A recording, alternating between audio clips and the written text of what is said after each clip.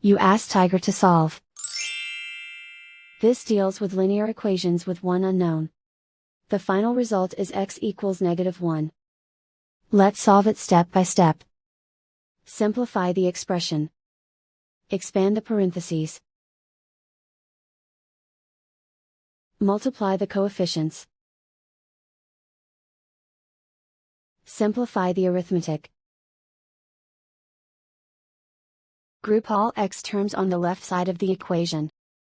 Subtract 3x from both sides. Group like terms. Simplify the arithmetic. Group like terms. Simplify the arithmetic. Group all constants on the right side of the equation. Add 6 to both sides. Simplify the arithmetic.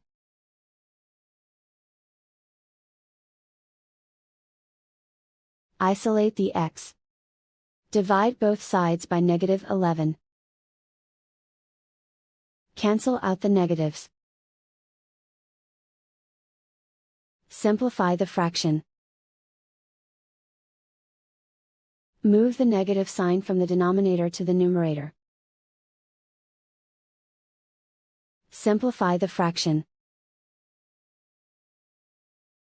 And so the final result is x equals -1.